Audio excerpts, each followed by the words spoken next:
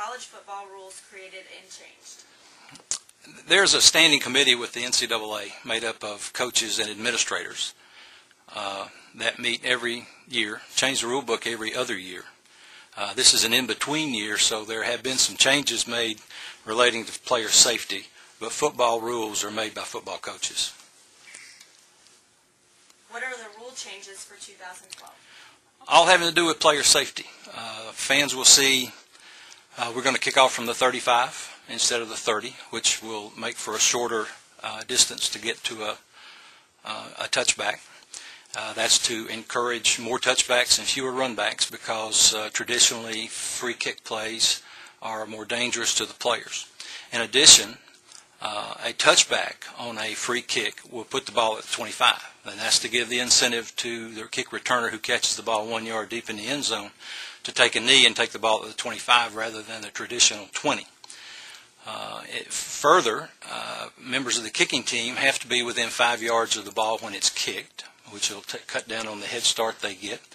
This is in keeping with the NFL's new rule from last year.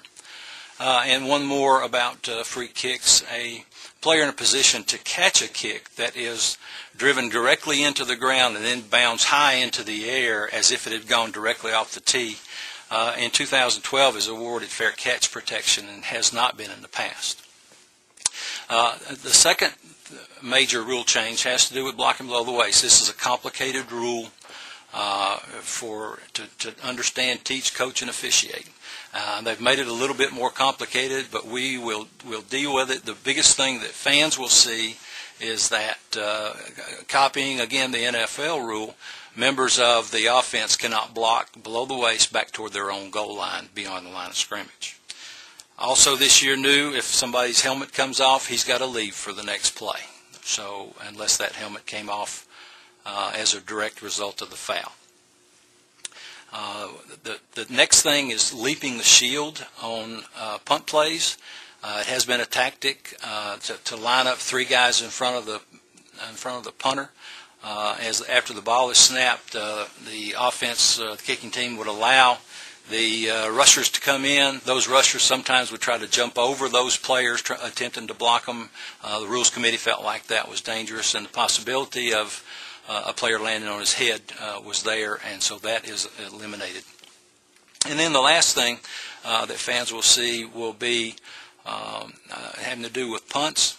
A punt returner who is in position to catch a punt cannot be violated his space shoulder width and arm lengths in front of him. It's not the halo like it used to be. A player to his side is not impeding him, but if a punt returner has his hands in a position to catch it, then there can't be a member of the kicking team in that area. It's kick-catch interference. Was the OVC officiating staff represented in the FCS playoffs in 2011? Absolutely.